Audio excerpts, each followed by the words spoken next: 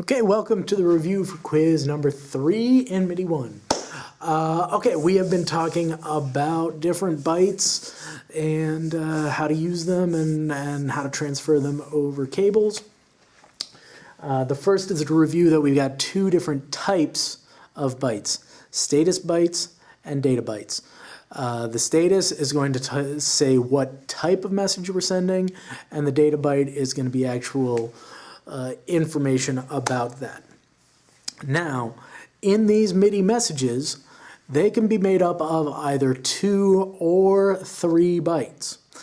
And there's always only going to be one status byte, right? There's only, if we're turning a note on, you can't also be turning the note off in the same message, right? There's only one status byte. So one status byte, and then the data byte could be either just contained in 1 or in 2. Okay, so 2 or 3 bytes within a message. So you have a message, it's always going to have one status byte, it could have 1 data byte, or it could have 2 data bytes.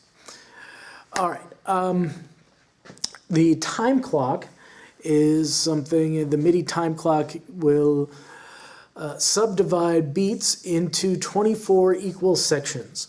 So that's just a way of keeping the time clock and synchronization amongst different things, as well as playback. Okay, and so MIDI note on. I mentioned that in the previous lecture.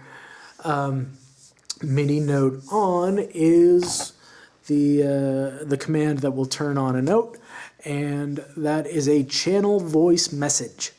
We're going to get into some other different types of messages, but like I was saying, where you've got a MIDI message, a type of MIDI message is the channel voice message. An example of a channel voice message is note on. Very good. All right, now the messages traveling down those cables that we said have 5 pins. Each of those pins has a separate job, and I would like to show you those. Pin number 1 actually does not do anything. Pin 1 and 3 don't do anything at all. This was because when they originally created the specification on these instruments communicating with one another, they want to leave themselves room to add functionality that they could not foresee, right? It's a pretty smart thing if you think about it, right? If 10 or 15 years down the road they came up with something and said, gee, we wish we had another way of sending and receiving messages on that, well, they've already got set up.